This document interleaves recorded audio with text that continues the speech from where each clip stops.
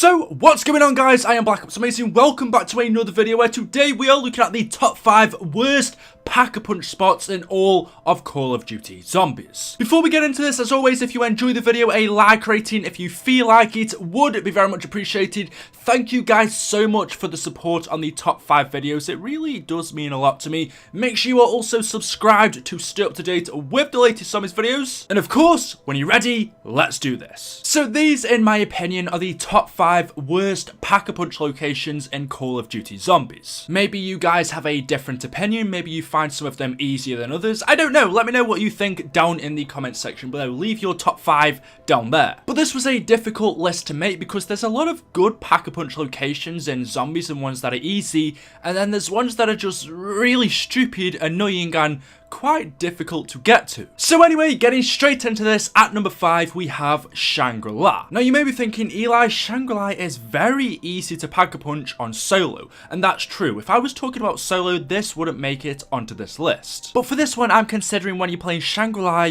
with 4 players that you don't know. You're just going into a random game, you want to have fun with some randoms. One of them hasn't got mics on, or no one's gonna mic, no one's gonna talk to each other. How the hell are you expected to pack-a-punch in Shangri-La? It is near impossible when you're playing with random people that you don't know. Of course, pack-a-punching is essential in every game. That's, that's the ultimate goal. Besides from completing the Easter egg, you want to pack-a-punch. That's the way you're going to make it to high rounds. But how the hell are you expected to pack-a-punch on Shangri-La with 4 random people you don't know, and especially when no one has a mic? Basically, if you don't know how to pack-a-punch in Shangri-La, what you have to do is simply just stand on slabs. Like I said, if you're on solo, there's only one slab you need to stand on, and once you do so, pack-a-punch opens. It's one of the easiest ways to pack-a-punch in COD. But if you're playing 2, 3, or 4 players, everyone needs to stand on a singular slab, a different one, at the same time. So you have to be coordinated, and as you see, if you don't have a mic, if you don't know these players,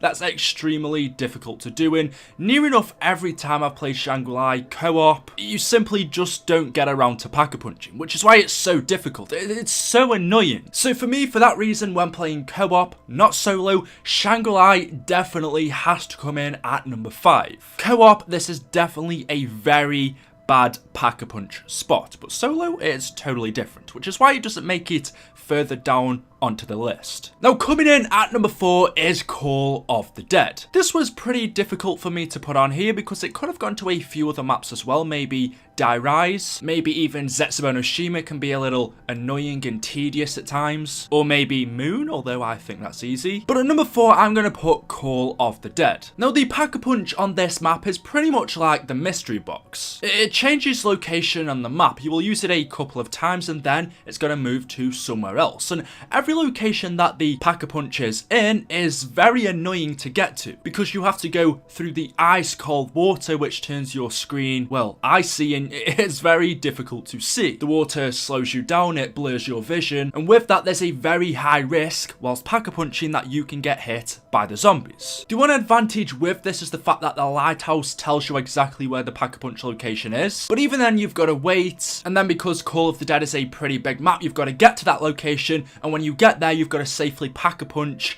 and get your weapon back without being either froze, killed by the zombies, or of course George. Like I said, I was really thinking about putting Die Rise here as well, but the only problem with Die Rise is the fact that you have to find exactly where the pack-a-punch is located. Of course, it's in one of the elevators, but when you find the location and you pretty much know exactly where it is, you're pretty much set for that whole game. It's just when you're pack-a-punching, you have to be quick at putting your weapon in and taking it out before the elevator leaves. You're just gonna make sure your timing is right, so in my opinion, it's not too bad. And then, of course, like I said, Zetsubonoshima, which can be a bit tedious, having to collect all of the parts, and then also the location of where the pack-a-punch is really quite tight, so you pretty much have to do it at the end of a round. But overall, I think Call of the Dead has to come in at number 4.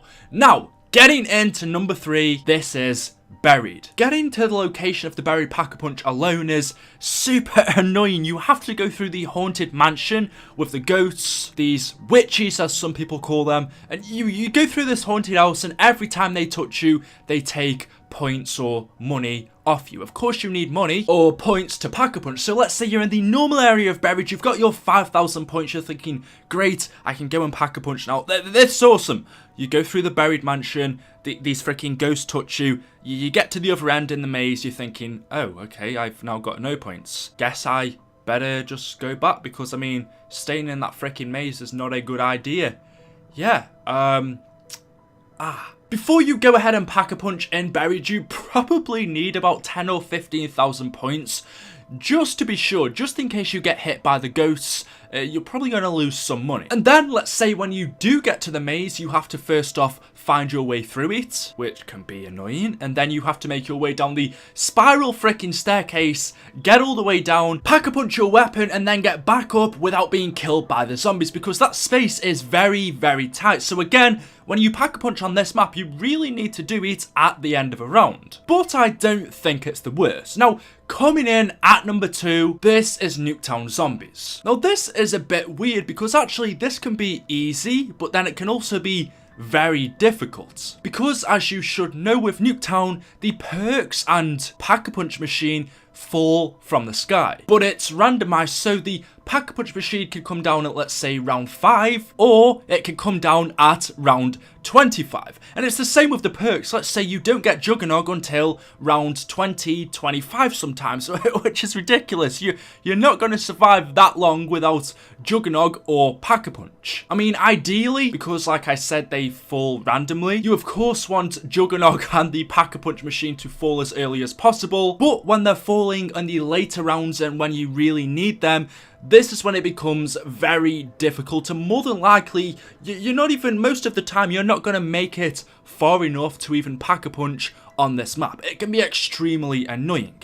And the other thing is the fact that when the freaking Pack-a-Punch spawns in the garage, I'm gonna do something. I'm angry. It makes me angry even thinking about it.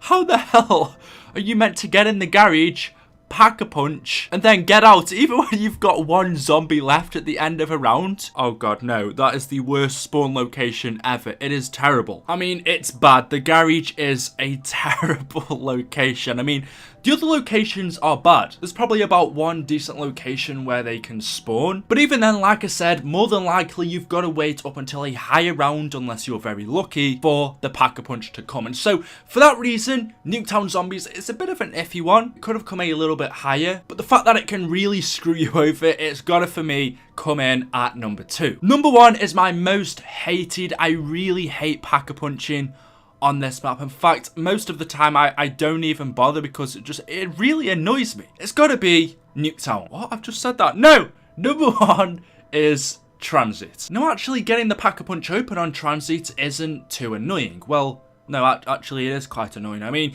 you've got to build the turbine for number 1. Then, of course, you put it down at the door near the generator, and then, like, 1 time out of 100, it will open the Pack-a-Punch door. But it isn't always guaranteed. You'll put your turbine down, you'll travel over to town where the Pack-a-Punch location is, and then you go to where the Pack-a-Punch is and the door's not open, either because your turbine's broke, or zombies destroyed it, or simply it's just not worked, so you've got to go back to the other side of the map and do the whole thing again. But that's not even the worst part. When you do get this door open and you get into the Pack-a-Punch room, first off, you have to build it. So yeah, you got to build the Pack-a-Punch machine.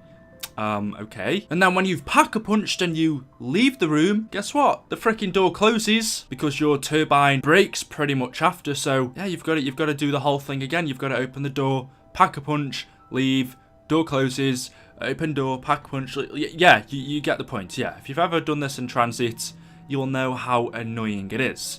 I'm not saying it's hard. I'm saying it's annoying, which pretty much describes Transit as a whole. Yeah. Not the best. So anyway, those are my top 5 worst Pack-a-Punch locations in Call of Duty Zombies. Let me know what you think down in the comments section below, and let me know your top 5. Hopefully you've enjoyed the video. If you have, a like rating would be very much appreciated. Make sure you are subscribed to stay up to date with the latest Zombies videos, and of course I will see you all in the next one. Thank you, and goodbye.